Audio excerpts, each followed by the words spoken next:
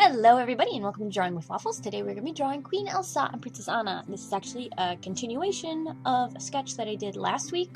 So if you click somewhere on the screen or there'll be a link in the description, you can go check out me sketching this illustration. But for this video we'll be doing the line art and the coloring. And I'm glad I split this up into two videos because I ended up spending a lot of time on like the details and like especially Anna's skirt and like OMG! Yeah, okay, so this video is going to be very, very long. If you don't like long videos, you can skip to the end, but just know I am frowning upon you. That's the sound of a frown. Moving on. So when it comes down to line art, I feel like the most important and difficult part is the eyes. Because if one eye is just like 1 pixel too low or 1 pixel too high, then the whole face looks like a crazy person. And so I end up redoing eyes very many times, especially with Anna, I think. Especially in that sketch from last week. I redid her eyes like 5 or 6 times. It was kind of crazy. So you have to, don't be like afraid if like first time you do the eyes they look bad. You can go move on to like the rest and then focus on the eyes later. But just make sure you work on those eyes because the eyes I feel like are the focal point. Well, they are. They're basically the focal point of illustrations if you're drawing people or animals, because everyone always looks to their faces. So it's a very good idea to spend that little extra time making sure the eyes are worth looking at.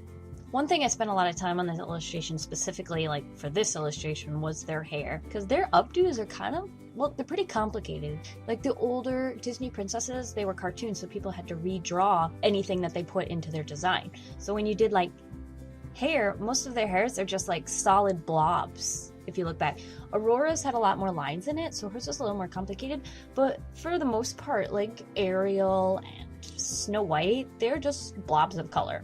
And I think because of like the revolution of like three-dimensional movies for their princesses, they're able to put so much more detail, and that goes with like skirts. They put like a crazy texture on there, so when you have to draw that, it takes another hour to get that done.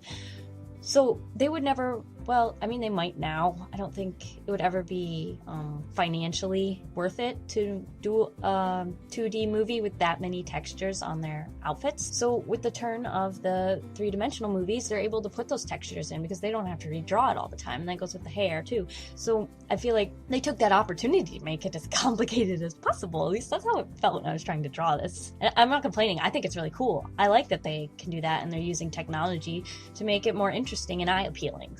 I'm kind of like a geek when it comes to like technology and how it's like bettering our lives and like making it more interesting and like everything so much faster than it ever was. And I don't know, that just excites me. I think I mentioned previously that I bought the Frozen soundtrack.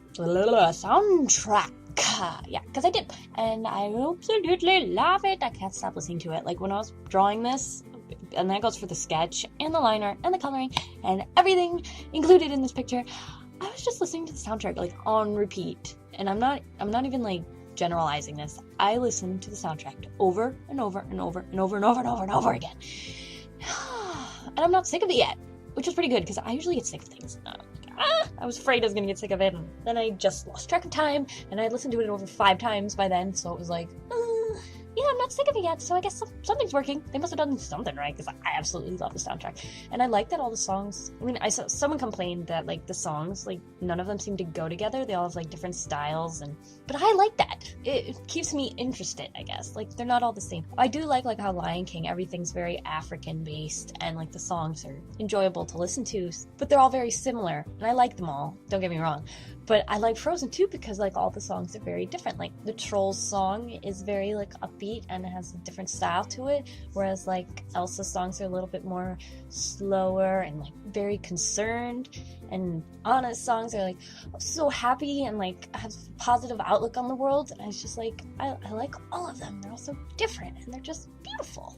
Oh, and here when it came to coloring, I decided to use solid colors to block out the characters so I knew who was going to be in front and who was in behind. Looking back, I kind of screwed up, I'm not gonna lie.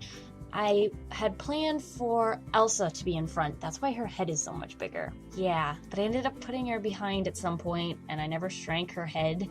So she looks like she's in front, but she's behind Anna's skirt, which makes me a little uncomfortable. But I mean, if I wanted to go back and fix it, it would probably be a lot of trouble and it might not even look good in the end. So I decided to leave it the way it was and hopefully no one will notice. But now that I pointed it out, everyone will notice. Yeah, well, now you can look at it and just hate her giant head like I do.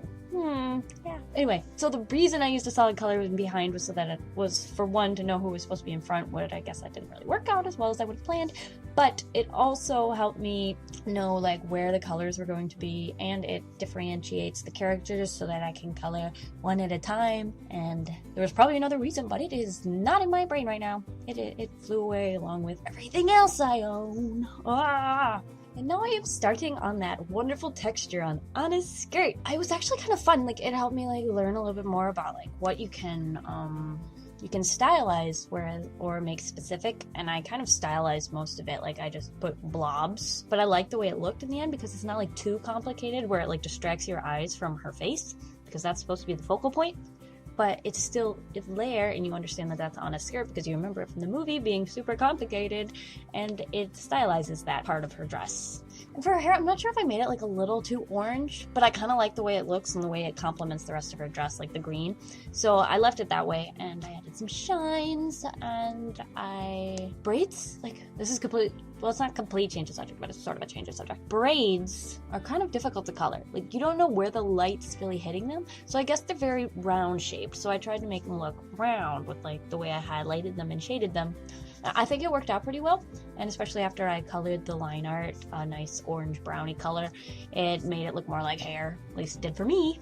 And then I realized I forgot one of the details in her skirt. So I had to go in and add those dark green colored lines in between the more complicated strokes of pattern. Yep. And then finally changing the line art color in her hair and eyebrows. And then when I was like looking over the completed coloring of Princess Anna, I realized that I didn't quite like the way the embroidery was on her corset. So I decided to just sort of finalize that and make it a little bit more, what is the word? Seriously. It better represents the corset she wears in the movie. I think that's what I'm trying to say. Yeah, I think that works. Like, so I just went over and redid the embroidery so it looked a little bit more like it does in the movie. See, that wasn't so difficult, was it? So then when it came to Princess Elsa, oh, she's Queen now, Queen Elsa, I just went through and blocked out all the colors before I added any kind of detail to anything. So I colored in the cape first, and then I colored like the dress and everything else. I just put in like the solid colors just so I could get a feel of what everything was supposed to look like. And when it came to her hair, I didn't want it to be too white, and I didn't want it to be too yellow, and I didn't want it to be too blonde. And I think I found a pretty happy medium between all those colors that still looks kind of like Elsa's hair. And coloring the line art for the hair helped a lot. Like, I made it like a dark yellowy orange brown color, somewhere in between there.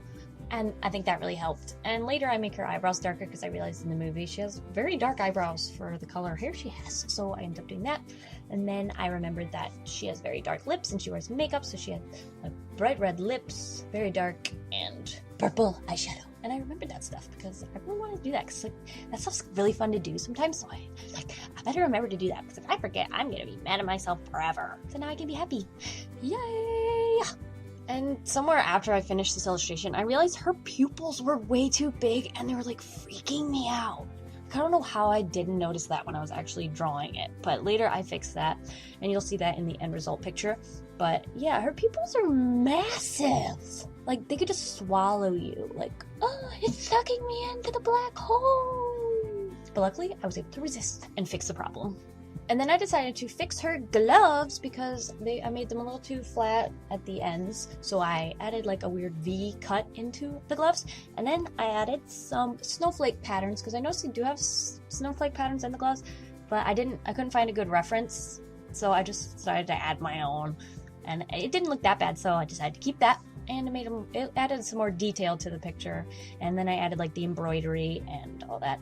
Still very stylized, but it's there. So it represents Queen Elsa. Here's a question for you guys. After you saw Frozen, who was your favorite princess? Did you prefer Princess Anna or Princess Elsa, like for the movie? Going in, I thought I was gonna like Princess Elsa better, But I don't know, I'm in love with Princess Anna's personality. It's just so much more fun. So you can leave that in the comments below whether you preferred, well, just tell me who you preferred, Princess Elsa or Princess Anna. I hope you all have a delicious evening full of waffles, and a Merry Christmas. All right, bye!